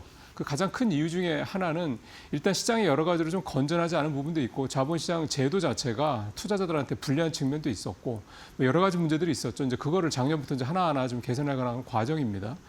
이미 체질 개선은 작년부터 시작됐다고 좀 볼 수가 있는 거고 어제 간담회는 그런 부분들에 대해서 최근에 이제 3차 상법개정안까지 통과됐기 때문에 일종의 이제 1라운드가 이제 마무리됐다라는 거를 좀 정리하고 그래서 이제 앞으로 뭘 봐야 되냐, 어디를 봐야 되냐, 그래서 뭘 고쳐야 되느냐, 뭐가 더 필요하냐 이런 것들을 다시 한번 라운드업하는 정리하고 요약하는 그런 행사였다라고 보시면 될 것 같습니다. 크게 보면 이제 네 가지죠. 신뢰 회복, 주주 보호, 혁신, 시장 접근성 이렇게 네 가지를 이제 개선하는 방향으로 가겠다라는 거고 신뢰 회복은 보시는 것처럼 주가 조작 관련된 부분들, 그다음에 주주 보호는 이제 중복 상장을 원칙적으로 금지하겠다 이런 내용들, 혁신 이 부분이 중요하죠.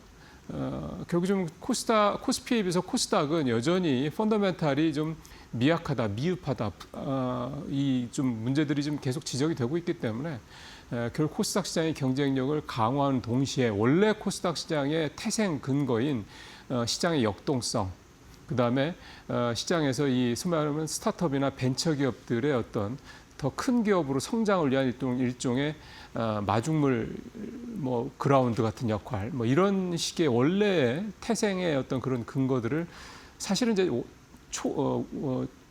뭐라 해야 합니까? 이걸 초심으로 돌아가자는 얘기죠. 그래서 그런 걸 하겠다라는 거고, 그다음에 그동안에 계속 나왔던 소위 말하는 이제 모험 자본을 이제 계속 투입하기 위한 그런 어떤 자본 조달의 근거들, 그런 얘기들을 어제 좀 다시 했습니다. 또 하나가 이제 시장 접근성 이런 얘기도 좀 했고요.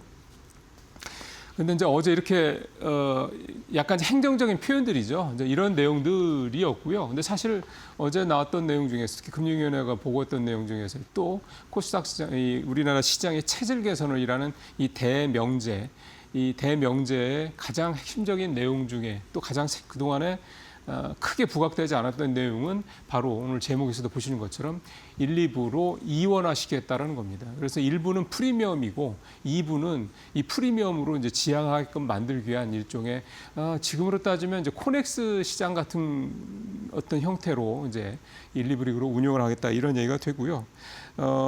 이 일반 이제 그래서 이걸 프리미엄과 스탠다드 이렇게 이제 이름을 좀 일단 가칭으로 지었고, 그래서 이제 이 스탠다드에 있는 기업들은 이 프리미엄 리그로 들어가기 위해서 뭐 축구 리그로 따지면 영국의 프리미어 리그죠. 이쪽으로 들어가기 위해서 아주 부단하게 노력을 하고 어떤 그런 것들을 유도하겠다. 그리고 프리미엄 리그에는 있지만 시원찮으면 바로 스탠다드로 내려가고 스탠다드에서도 시원찮으면 이제 상장 폐지가 되는 이런 식으로 굉장히 타이트하게 이제 밀겠다. 뭐 이런 얘기를 좀 볼 수가 있겠습니다. 프리미엄 이 섹터에는 시총 상위 한 80에서 한 170개 정도가 들어갈 것 같다고 좀 그러네요.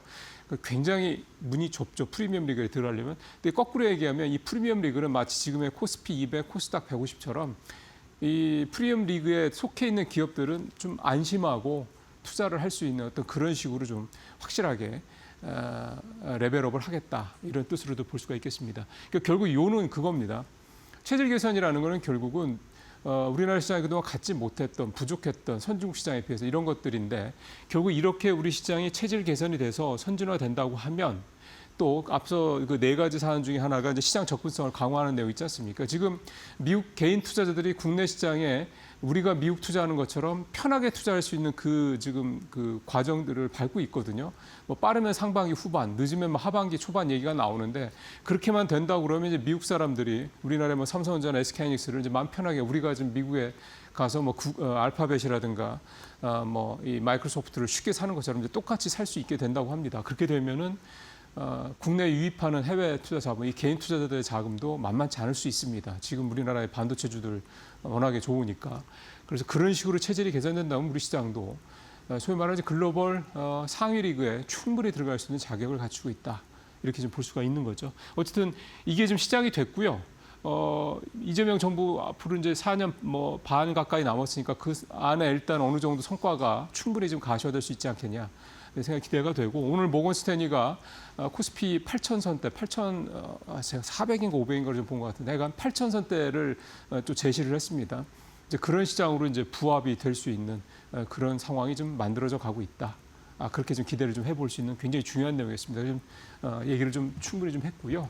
자, 그 다음에 이제 뭐 ETF 시장 얘기를 좀 간단하게 하겠습니다. 이건 표를 보면은 바로 아실 수 있는데요. 국내 시장에서 ETF의 이 비중이 굉장히 커지고 있다라는 거고요. 올 1월에 300조 첫 돌파했는데 불과 한 2달여 만에 25%가 증가했다. 그래서 이제 근 400조를 눈앞에 두고 있다. 이런 내용이 되겠고, 또 중요한 거는 거래 대금입니다. 사실은 전체 사이즈가 커지는 것도 중요한데 ETF 거래가 저렇게까지 늘어난다는 게 사실 더 중요합니다. 작년 대비하면은 3배 이상 지금 거래가 좀 늘어난 그런 상황이라고 볼 수가 있겠고요. 또 잘 아시는 것처럼 이 ETF에는 또 레버리지 상품들이 또 많이 있지 않습니까? 그 다음에 아마 상반기 후반부에 가면 하이닉스랑 삼성전자, 현대차 이 세 회사의 2배짜리 레버리지 상품도 나오게 되고, 그러면 더욱더 이제 거래가 늘어날 가능성이 높다라는 거죠. 거래 대금도 그만큼 더 늘어날 테고요. 근데 또 특이한 거는 이렇게 ETF가 빠르게 몸집을 불리면서도 불구하고 시장이 썩 좋지 않으면 좀 이렇게 들어오는 자금도 줄어들고 거래도 줄어드는, 그러니까 상당히 좀 이렇게 노련한 그런 모습도 좀 보이고 있다라는 겁니다. 그러니까 이게 ETF 시장이 그냥 뭐 무지막지하게 그냥 뇌동매매하고 그냥 따라 사고 따라 팔고 이러는 것만은 아니고, 이렇게 좀 시장 상황에 따라서 움츠릴 때도 있고 또 확장을 할 때도 있고 이런 식의 어떤 투자 패턴을 보인다라는 거고요. 물론 뭐 레버리지 상품들 같은 경우 때문에 변동성이 커지는 이유가 되기도 하고 있긴 합니다만 이게 좀 시장 초반 상황이고 어느 정도 이 ETF 시장도 좀 우리도 성장이 이제 어느 정도 좀 안정이 되고 사이즈도 좀 어느 정도 커지면 아마 이제 굉장히 좀 묵직하게 움직일 가능성도 있다 이렇게 좀 볼 수 있어서요. ETF 시장은 일단 지금은 성장 상당히 좀 빠르게 하고 있고 그게 일단은 중요하다 이렇게 볼 수가 있겠습니다. 네, 그다음에 어제 리사수 AMD CEO 이재용 회장과 회의도 하고 여러 가지로 이제 내용들이 나왔는데 뭐 시장에 많이 알려진 내용들이기도 하고요. 일단 가장 중요한 거는 AMD와 삼성전자 간의 관계가 굉장히 긴밀해졌다. 그러니까 HBM, 그러니까 메모리 쪽, 그게 수급 문제뿐만이 아니라 이 파운드리 쪽에서도 이 삼성전자와 AMD의 관계가 상당히 긴밀해졌다. 한 걸음 더 나아가면 삼성전자 파운드리 부분이 굉장히 확실하고 굉장히 어떤 규모가 클 수 있는 그런 성장 잠재력이 있는 그런 또 고객을 또 하나 만나게 됐다. 물론 이제 엔비디아와 만난 엔비디아에 대한 LPU 이것도 분명히 있긴 합니다만 어쨌든 삼성전자가 특히 이제 파운드리 부분의 어떤 그런 회복세, 개선세, 성장세가 굉장히 좀 여러 가지로 가시화되고 있다. 이 내용으로 좀 압축해서 말씀을 드릴 수 있을 것 같습니다. 자, 마지막으로 항공주 얘기 좀 오랜만에 해보죠. 지금 사실 안 좋죠. 뭐 유가가 워낙에 많이 오르니까 유류 할증료 뭐 미국 같은 경우 한 40만 원 정도 오른다고 하는데 사실은 유가 오른 걸 생각하면 더 올리고 싶은데 또 모두 다 또 소비자들한테 전가할 수 없으니까 일단 그 정도 올리니까 역시 항공들 입장에서 봤을 때는 수익성에 부담이 좀 될 수밖에 없는 구조다 볼 수가 좀 있겠습니다. 시장에서는 근데 두 가지로 봅니다. 일단 지금 현재 상황에서는 항공주는 뭐 당연히 부담스러운 상황이 되는 거고요. 다만 이제 중장기적으로 봤을 때는 두 가지 포인트가 있더군요. 하나는 대한항공 같은 경우는 이 우주 방산 쪽, 특히 방산 쪽, 우주 쪽 이쪽에 모멘텀이 있다라는 거고, 그다음에 LCC들 여기는 이제 일본이나 중국 같은 중단거리 노선 이쪽에서 수요가 계속 늘고 있다라는 거, 이 부분에서 조금 긍정적으로 볼 수가 있다. 이렇게 좀 얘기를 좀 하고 있습니다. 항공주들 한번 이 기사 보시면서 조금 더 한번 자세한 내용들 살펴보시길 바라겠습니다. 마치겠습니다.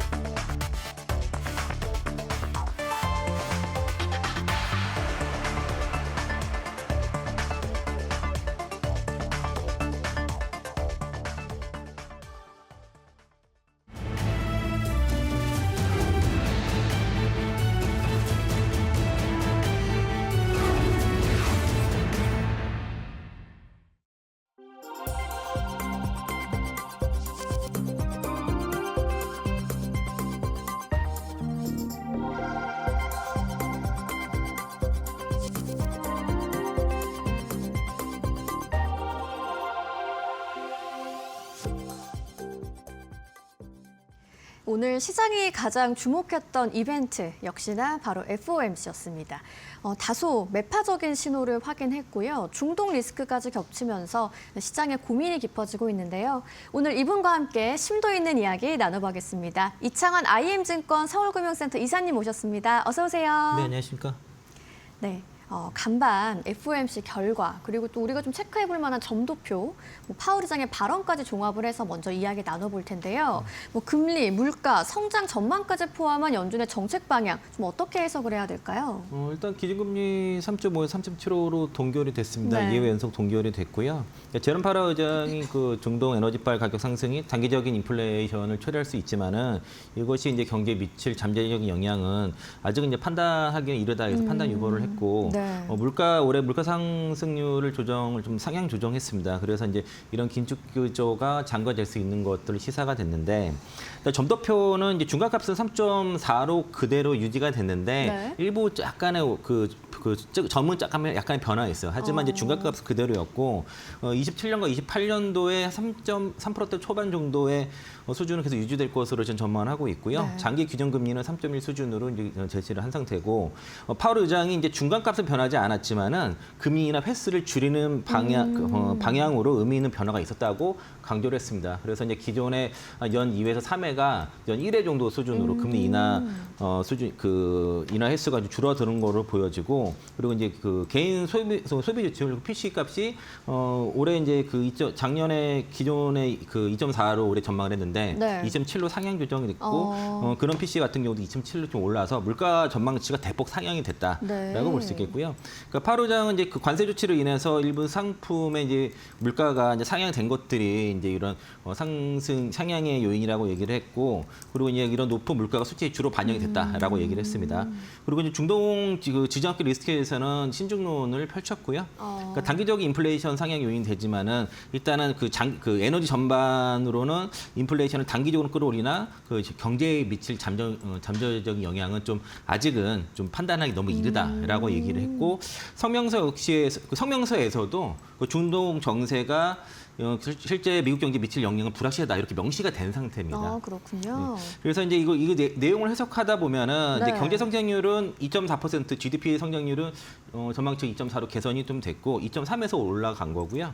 그리고 실업률도 4.4 정도로 이제 기존 전망과 동일하게 유지가 됐는데, 이번 결과를 시장에서는 동결 속의 매파적 신호 강화로 그렇게 좀 해석을 해서 네. 미증시가 이제 1%대 하락에 나왔고, 그리고 마이크론 같은 경우도 실적 발표가 나왔습니다. 예상치 상회를 했고 가이던스도 예상치에 42% 상회하는 네. 실적을 발표해서 불구하고 잠깐 올랐다가 지금 낙폭이 좀 커졌는데 2% 내외로 좀 빠졌는데요. 그 캐펙스 투자를 한 250억 달러 이상 한다고 이렇게 전하면서 네. 투자된 부담이 감이 좀 나타났고, 그리고 이미 그 실적 서프라이즈에 대해서 선반영이 어느 정도 됐고 올해만 67% 정도 주가가 오른 상태라서 이게 약간 선반영의 세론도 나왔다. 그리고 유가가 좀 튀었습니다. 맞아요. 예, 유가가 브렌트 유가 110달러 넘어갔었고, WTI 원유 선물도 거의 100달러 정도를 터치를 했었다가 이게 갑자기 오늘 개파락했거든요. 이게 그 월물이 바뀐 것 같아요.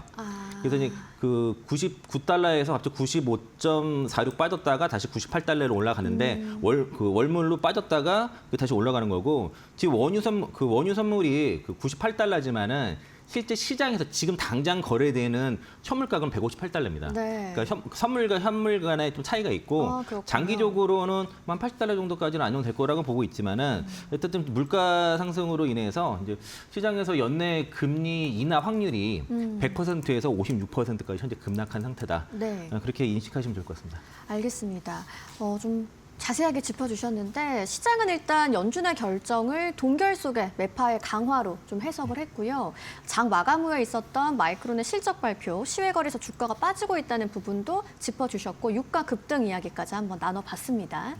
네, 유가 이야기 해주셨으니까 또 중동 전쟁 변수가 또 한 번 더 겹친 상황입니다. 여기서 유가와 환율, 금리 흐름 또 궁금하고요. 또 전쟁 시나리오까지 종합적으로 좀 어떻게 점검을 해보면 좋을까요? 그러니까 이제 그 이란 외무장관도 이제 호르무즈 해협에 대한 그 통제를 계속 시사를 하면서 네. 이제 원유 공급망 리스크가 계속 부각이 된 상태고, 다만 이제 로우정된 당시처럼 이게 이제 그 배럴당 $100 이상이 계속 그 상반기 내내 지속되는 최악의 상태는 아닐 것 같다. 그렇게 전망하고 있고요. 네. 원유 선물 시장 자체도 장기적으로는 한 80에서 $90 선에서 상단을 제한한 걸로 일단은 전망을 하고 있습니다. 이는 이제 전쟁이 아주 장기화되지 않을 거라 그런 기대가 있는 것이고, 네. 원달러율이 지금 1,500을 넘어갔어요. 그렇죠. 1,508에서 끝났는데, 다만 이제 그 러우 전쟁 때 그 금리가 막 튀고 그리고 환율이 튀었을 때 당시는 우리나라가 적자였거든요. 재정 적자인 상태였지만 1월 달에 경상수지도 133억 달러로 지금 흑자가 나타난 상태고, 반도체 중심으로의 수출이 상당히 좀 좋기 때문에 그 부분들이 어쨌든 국내의 그 경제가 어쨌든 그 기조체력은 탄탄하다. 그리고 정부의 그 100조 이상의 그 시장 안정화 프로그램도 좀 가동되고 있거든요, 실제로. 네. 채권 시장을 안정화시키는 부분이 있고, 그건 지난주에 제가 설명 한번 드렸었던 것이고요. 그리고 이제 정책 환류 안정법이라고 해가지고 어제 국회에서 통과한 그 도특별 개정안이 있는데, 이게 서학개미들이 해외 주식 매도하고 5월 말까지 국내 증시를 복귀하면 양도세 이제 100% 감면하는 정책이 이제 통과가 됐습니다. 그래서 이제 이런 부분들도 환율 안정화하는 조치가 좀 될 건데, 어쨌든 수출이 지금 탄탄하기 때문에 그 러우 전쟁과는 좀 다를 거라고 그렇게 보고 있고요. 그리고 다만 이제 금리 쪽에서는 여전히 연준인 내에서도 분열이 있고 국제 정세도 좀 불확실성이 있어서 변동성이 확대가 되는 상태고, 미국의 국채 그 금리랑 그 모기지 금리 같은 경우도 6.3까지 신고가를 좀 갱신하는 상황이라서 금리는 좀 불안한 상태고요. 네. 연준 내부에서도 인플레 억제를 위한 어떤 긴축과 경기 둔화에 따른 완화에 대해서 막 서로 좀 부딪히고 있고, 트럼프 정부에서도 뭐 금리 인하를 요구하지만은 어쨌든 그 인플레이션의 하락 없이는 금리 인하가 없다라고 지금 그 파월 의장도 얘기한 만큼 금리 인하 쪽에서는 좀 힘이 약해지는 상태고요. 네. 전쟁 같은 경우는 좀 바로 끝날 것 같지가 않습니다. 이게 소위 말해서 동상이몽이라고 봐야 되는데, 그러니까 이란은 휴전을 거부했죠. 그러니까 완전한 그 전쟁의 종식과 재발 방지 보장 그리고 피해 보상을 요구하는데, 네. 중동 국가들은 근본적으로 이란의 그 무력을 제거해야 된다. 그러니까 근본적으로 무력화해야 된다라고 지금 주장을 하고 있는 상태고, 트럼프 행정부도 지금 휴전을 원하고 있지만은 사실 바로 이란에서 받아지지 않은 거고, 안에서도 분열이 있거든요. 그 트럼프 행정부의 어떤 기조에 반발해서 그 대테러 채권자가 사임하는 등의 내부적인 그런 반발도 있는 상태고, 이 바람에 트럼프 탄핵 가능성도 폴리마켓에서 73%까지 급증한 상태입니다. 네. 이게 상당한 그래서 레임덕이 빨리 오는 게 아니냐라는 그런 게도 있고, 그리고 이제 이게 단기적으로 외교 타결도 한계가 있는 게, 현재 레바논의 그 헤즈볼라 세력이 있는 쪽에서는 이스라엘과 지금 국지전을 하고 있는데, 네. 그 레바논 정부에서도 약간의 그 협상을 하자고 이렇게 하고 있지만은 이것도 좀 제한적인 거고, 그러니까 이제 전면전은 어려워요. 왜냐하면 미국이 지상군 투입이 사실상 불가능합니다. 그러니까 이란의 그 땅 구조가 해안 앞에는 바로 산맥이 있고, 산맥 다음에는 사막이 있어요. 그러니까 이제 지상군 투입하는 순간 다 전멸해요. 그렇군요. 그 보급류도 끊기기 때문에 쉽지가 네. 않고, 그리고 우리나라의 이란 면적이 16배 정도 되거든요, 우리나라에. 엄청난 큰 지역에 어떤 주요 시설들이 다 분산되어 있기 때문에 네. 점령 자체가 불가능한 겁니다. 그렇군요. 그러니까 아프가니스탄 이런 거랑 차원이 달라서, 이게 이제 그러니까 치열한 군사 충돌도 있고, 치열한 외교전을 통해서 저강도의 약간 장기화 국면이 되지 않을까라고 그렇게 좀 예상을 해보고 있고, 그리고 이제 호르무즈 해저에서의 어떤 계속 산발적인 무력 시위가 당분간은 좀 지속될 것 같아서, 이게 단기적으로 끝나기에는 서로 간에 너무 동상이몽이다. 그렇게 해석하고 있습니다. 네, 뭐 유가 관련해서는 뭐 호르무즈 해협 리스크가 있긴 하지만 80에서 90달러 정도로 상당히 좀 제한돼 있다는 전망을 해주셨고, 금리는 뭐 인플레이션이 자극되면서 상승 압력 받고 있고요. 전쟁 시나리오 관련해서는 타협이 좀 어려운 구조고 단기 휴전 가능성은 좀 낮을 것 같다라는 시나리오를 한번 분석해 봤습니다. 자, 그렇다면 이제 국내 종목 이야기 한번 해볼 텐데, 삼성전자 주주총회 그리고 뭐 AMD 협력 이슈까지 함께 살펴보면 좋을 것 같아요. 뭐 이번에 확인된 핵심 변화와 경쟁력을 좀 어떻게 평가할 수가 있을까요? 혹시 뭐 삼성전자 주주총회 통해서 혹시 세론이 나오지 않을까라고 좀 봤었고요. 나오면은 좀 더 사야 되는 거 아닌가 이런 생각을 했었고, 일단 지난해 그 실적도 335조 6,059억 이 정도 매출 나왔습니다. 사상 최대 매출 나왔고요. 매출이네요. 그러면서 이제 시가총액도 1,000조를 훌쩍 넘어간 상태인데, 일단 인상적이었던 거는 언론에서 계속 보도됐던 거, 그 LTA라고 해서 이제 장기 계약, 그 HBM에 대해서 3년에서 5년 장기 계약을 얘기를 했었고, 그리고 이게 기존에는 분기라든가 연 단위로 단기 거래를 했었는데 3년에서 5년 장기 위주의 공급 계획을 추진한다고 했는데, 실제로 몇 군데나 지금 얘기가 하고 있는 것으로 알려졌고요. 이는 이제 고질적인 이제 그러니까 공급 과잉과 부족이 번갈아 가는 이런 이제 사이클을 피하고자 하는, 그러면서 이제 안정적 투자와 수요 예측이 가능하게끔 하는 조치라고 볼 수 있겠고, 그리고 파운드리 쪽에서도 사실은 좀 수율이 올라왔습니다. 뭐 그록은 4나노고요. 그리고 테슬라 AI 칩은 2나노 공정 수주를 해서 여기서도 파운드리 수주에 대한 기대감도 높였고, 그리고 HBM4 실물 공개를 해서 이제 그 주주들의 어떤 어떤 눈을 만족시키는 흐름도 나타나는데, 일단 가장 사실 핵심은 배당 쪽이었습니다, 일단은. 아, 그래서 네. 이제 정규 배당이 9조 8천억이었고 특별 배당 1조 3천억 더해서 11조 1천억 정도 그 대규모 배당 지급을 했는데 아마 27년까지는 계속 배당을 좀 늘리기 때문에 내년 배당이 더 많을 거라 볼 수 있겠고 아마 추가적인 그러니까 이번 올해 반영한 것뿐만 아니라 내년 같은 경우도 추가적인 배당이 더 늘어날 거고요. 네. 그리고 오늘부터 이제 그 9조 정도 자사주 매입이 또 있습니다. 물론 이제 직원들의 상여 목적이긴 하지만은 네. 그게 또 이제 수급을 받쳐주는 역할도 하기 때문에 오늘 그 마이크론이 시간에 좀 하락을 했고 그리고 뭐 국내 야간 선물도 3.78% 하락은 했지만은 워낙 이제 그 밸류에이션적으로 삼성전자 SK하이닉스가 굉장히 싸거든요. 그리고 실적 모멘텀도 계속 가니까 오늘만 갖고 계신다면 당연히 보유해야 되겠고 하락폭이 오늘 좀 크다면은 좀 잡아볼 만도 하다. 그렇게 의견 드리겠습니다. 네, 그렇군요. 뭐 또 화제가 되고 있는 부분이 리사수 CEO의 첫 방한과 함께 삼성전자와 AMD 협력이 좀 가시화되고 있는 부분인데 이 부분은 좀 어떻게 보면 좋을까요? 그 AMD랑 삼성전자 협력은 단순하게 부품 간의 협력이 아니라 AI 생태계를 그 데이터 센터 생태를 전반적으로 아우르는 그 시스템 레벨 수준의 동맹 수준이라 봐야 되겠고요. 네. 엔비디아와 더불어서 그 이제 일단 HBM4를 AMD에다 최우선 공급 업체로 지정을 했습니다. 그러니까 이제 탑티어 고객사로 지금 AMD가 올라선 거라 볼 수 있겠고, 네. 그리고 그리고 이제 엔비디아에 의해서 그 AMD까지 핵심 고객사로 확보를 했기 때문에 지금 하이엑스 중심이었던 HBM 시장 자체에 대한 어느 정도 판단을 좀 흔든다고 볼 수 있겠고요. 단순히 메모리 공급 수준이 아니라 그러니까 삼성전자가 현재는 메모리, 파운드리 그리고 첨단 패키징까지 자체 모두 다 턴키 전략으로 하고 있으니까 네. 여기에 이거를 다 지금 양사가 협력을 한다는 거죠. 그래서 이제 HBM뿐만 아니라 DDR5라든가 차세대 패키징 기술 그리고 이제 파운드리 공정까지 이걸 통합적으로 제공하는 풀스택 수준으로 지금 논의를 하고 있다라고 얘기를 들었고요. 그리고 칩 단위 협력이 아니라 아까 말씀드린 것처럼 GPU 그리고 그 CPU 여기 이제 DDR5가 들어가겠죠. 그러면서 이제 렉 단위의 그 전력 효율이라든가 그리고 이제 성능 최적화까지 그 AI 센터 전반적으로 이제 그 전체 스택을 같이 설계하고 구상하는 정도 수준으로 파트너의 지위를 좀 격상을 하고 있다. 그렇게 보시면 좋겠고요. 그래서 이제 삼성전자는 그 실적이 좋죠. 그리고 네. 파운드리도 지금 살아나고 있습니다. 그러네요. 테슬라 수주 네. 더해가지고 그룹도 수주가 됐고 그러면서도 엔비디아랑 AMD라는 양대 그 AA 반도체 산맥을 모두 다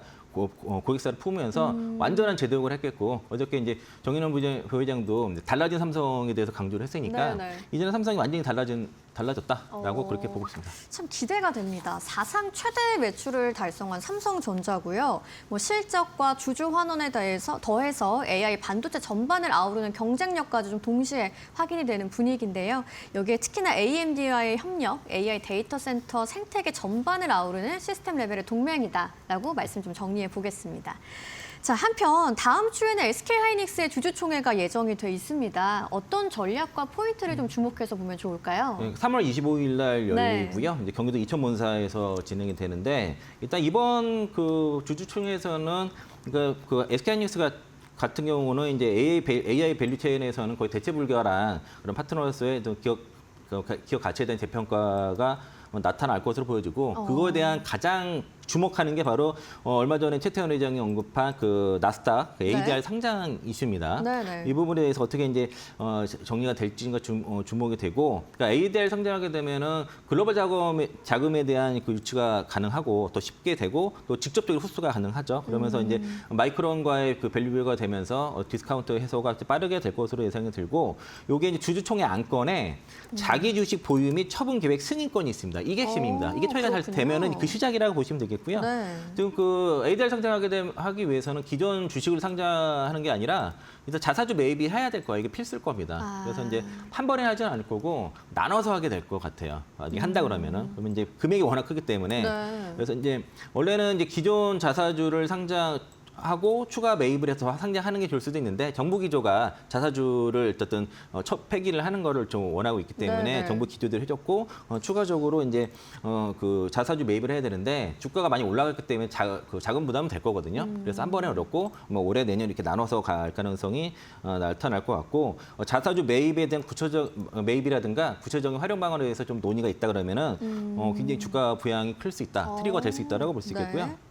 그리고 2030년 자율주행 펩 비전과 이익률 개선에 대한 모멘텀도 어제 언론에 나온 이슈인데 네. 2030년에 그 자율형 그 반도체 공장 구축에 대해서 이제 주주들에게 어떻게 비전을 잘 전달할지도 중요할 건데 이게 어떤 내용이냐면은 엔비디아 플랫폼을 사용해가지고 네. 이런 이제 디지털 트윈이라든가 물류 로봇을 적용해서 그 부품 재고를 줄이고 공정 처리 시간을 50% 단축한다는 이 계획입니다.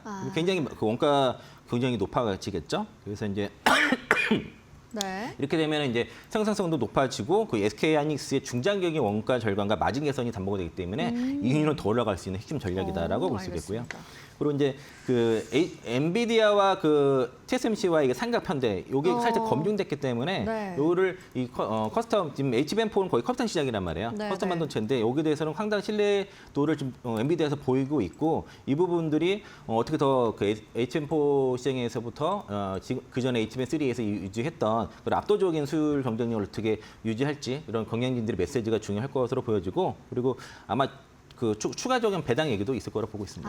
알겠습니다.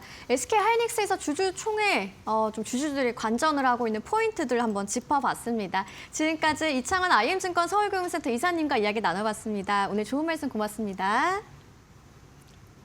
네, 오늘 아침에 꽃샘추위 그리고 낮에는 일교차가 크게 벌어진다고 합니다. 날씨만큼이나 우리 시장의 변동성도 좀 큰 하루가 될 것 같은데요. 저희가 보내는 시그널 확인하시고 개장 상황도 차분하게 지켜보시죠. 저희는 내일 이 시간 더 알찬 정보로 찾아오겠습니다. 시청해주신 여러분 고맙습니다.